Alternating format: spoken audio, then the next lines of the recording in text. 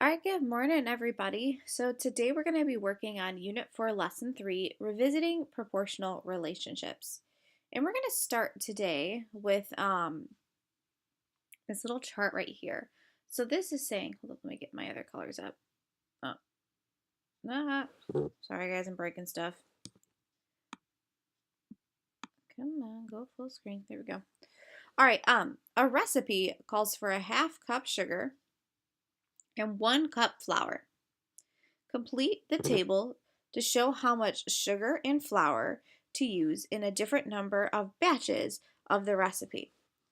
So it's showing us that we have a half cup of sugar and we have 1 cup of flour. And they want us to come through and kind of fill out some of these other missing pieces. So take a minute, feel free to pause this video, go through, see if you can kind of figure out these missing pieces before I show you the strategies that I prefer to use. Okay, so one of the things that I notice is that there's a half here and there's a 1. So immediately I want to get that one out of the way because that is really too thick. Sorry, guys. I want to use that half because that one kind of easy. That one makes sense to me. So how do I get from a half to 1? Oh, that's much better. And I multiply by 2. So to get from 1 to this spot, I multiply by 2, and then I get a 2 here. Okay, so now I know that for every 1, I'm going to get out 2. So for every 1 cup sugar, I get 2 cups flour. So now I'm going to actually go backwards. How do I get from 1 to 3/4? I'm going to multiply by 3/4. So I'm going to take 2 and multiply by 3/4, which is 6/4. Or we can think of that as 3/2. Okay? Well, now we have this 1 and 3/4 and this 2.5 left. Now, personally, I don't like working with these mixed numbers, so I'm going to convert this. 4 times 1 is 4, plus 3 more, so I'm going to think of this as 7/4. How do I get from 1 to 7/4? Well, I multiply by 7/4. So I'm going to take 1/2 and multiply by 7/4, and I'm going to get 7/8. I'm going to do the same thing for this last one. I have 2.5. I don't like to think of it as 2.5.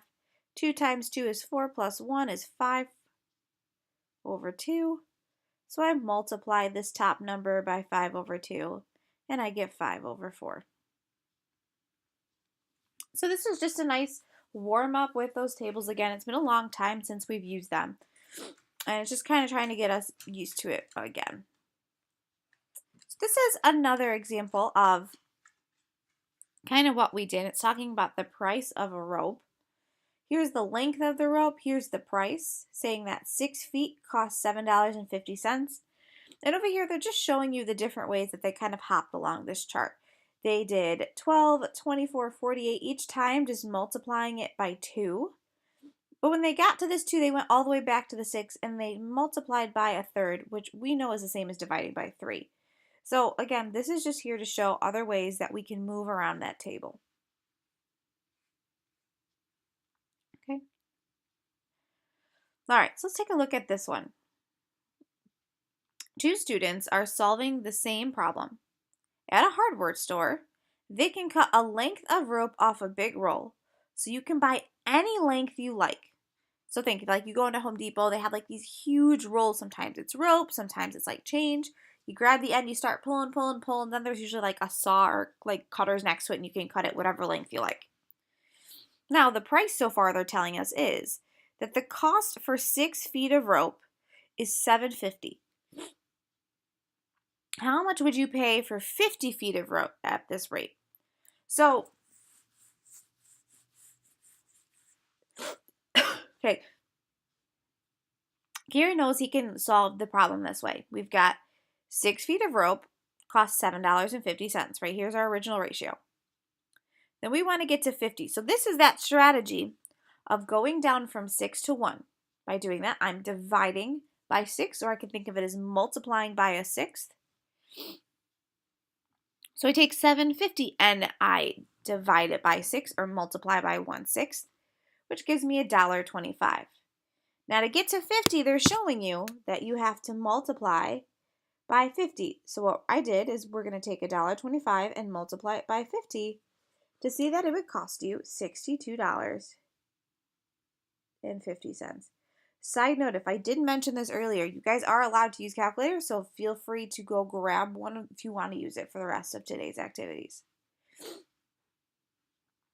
Okay, now today what we're really working on is understanding proportional relationships a little bit better. And we're going to talk about a way where we don't have to always go down to 1 and then go up to 50 and take these double steps.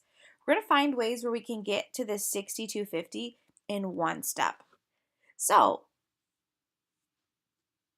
Kieran wants to know if there is a more efficient way of solving the problem. Priya says that she can solve the problem with only 2 rows in the table. So, what we're trying to figure out now is how do we get from 6 to 50 in one step? Actually, I just want to check today. Yep, okay. So, if we scroll down, they actually show you how they do that. Oh, we're going to get there in a minute, though. Sorry, I'm ahead of myself. Well, how did we go from 6 to 1? Well, we multiplied by 1/6. Well, how did we go from 1 to 50? We times it by 50. I can technically combine these just to get 50 over 6. So I do it in one step. I can multiply by 50 over 6. So to get from 6 to 50, the 6 went on the denominator to make those kind of cancel, become a 1, and then they go away. Then the 50's on the top. So I can do the same thing over here. I can multiply by 50 over 6. It gives me 62.50. So that's actually what we're going to be practicing today, looking at some examples and using our charts. But instead of having to do all these different steps in those charts, we're going to talk about ways to find a scale factor on the side where we could just do it in one. So this is just kind of a synthesis of showing you what it is that we did. Okay, we're going to try it again though. Sorry, my pen's messed up. Tyler swims at a constant speed 5 meters every 4 seconds. How long does it take him to swim 114 meters? Okay, so our distance is 5 meters. Our time is 4 seconds. How can we get from 5 to 144? Now before, we used to go down from... Sorry guys. Before we used to go down from 5 to 1, and then 1 to 144. But we can do this all in one step. Well, to get from 5 to 1, I would multiply by a fifth.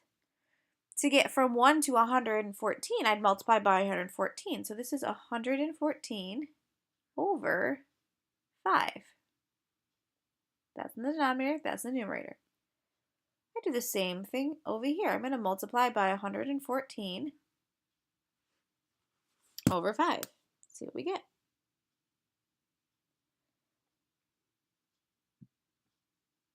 All right, so I'm going to get 456 over 5,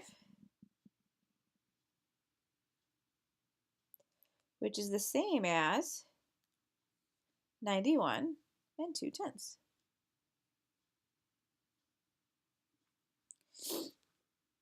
All right, let's try another one. A factory produces 3 bottles of sparkling water for every 8 bottles of plain water.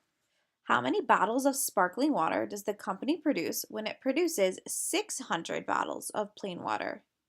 So for every 3 sparkling, we get out 8 plain. You want to know about 600 plain. This is where it's important to read, guys. I almost put the 600 in the wrong spot. Let me just double check now. 3 bottles sparkling, 3 sparkling. 8 bottles plain, 8 plain. How many bottles of sparkling, so I don't know what the sparkling is, does the company produce when it produces 600 plain? Yep, that's in the right spot. Okay, just double checking. Because again, guys, we always want to make sure we're focusing on those reading parts. Math skills, pretty good at those. Reading, we should double check. All right, so if you have an idea how to do this, this would be a great one for you to pause it and try it on your own first. See if you understand it, and then replay that video to check with me and see if you can get it. So we need to figure out how to get from 8 to 600. Well, before we were going from 8 to 1, then 1 to 600. To get from 8 to 1, I'm technically dividing by 8. To get to 600, I multiply by 600. So to do all of this in one step, this is 600 over 8. So I'm going to do 3 times 600, which gives me 1800 over 8, or 225. Okay,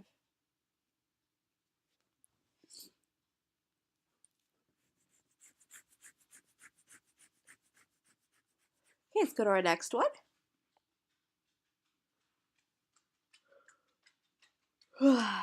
Okay, a certain shade of light blue paint is made by mixing 1.5 quarts of blue paint with 5 quarts of white paint. How much white paint will you need to make 4 quarts of blue paint? So let's see, we have white paint.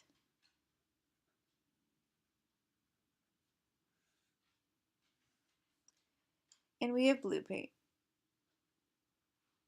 And they're saying we have 1.5 blue and 5 quarts white.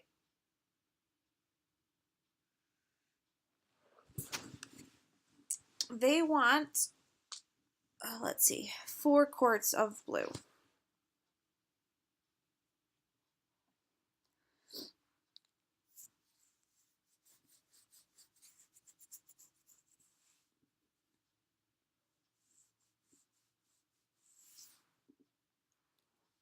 Okay guys, so now you've taken a look at this. First thing I'm going to do is I'm going to change 1.5, and I'm going to think of this as 2 times 1 is 2, plus 1 more, I'm going to think of this as 3 halves.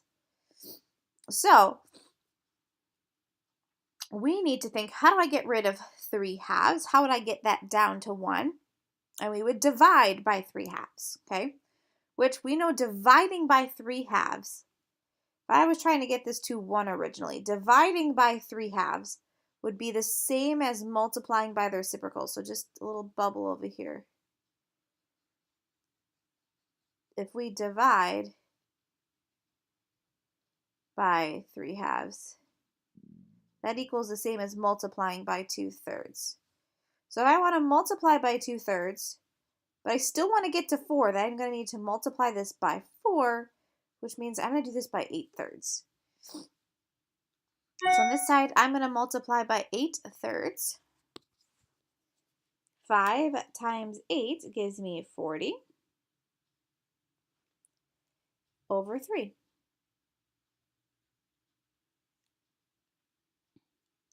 Which, or we can think of this as 13 and 3 repeating. That says,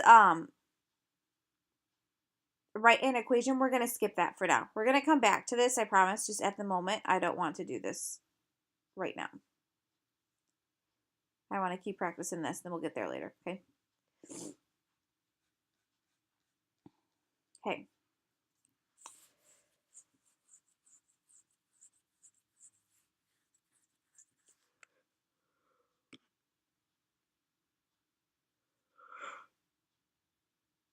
Okay, guys, it looks like the next 3 are all the same kind of an idea. I don't think any of the other ones ask you to write an equation either. So what I'm going to do is I'm going to leave you guys to these last 3 questions. And I want you guys to answer them the best you can. Feel free to work with your groups, double check with your groups. But go through it and see how you do on your own. Try that same process. For tonight, guys, I'm going to have you do all the homework problems. And then that's all for now. Thanks.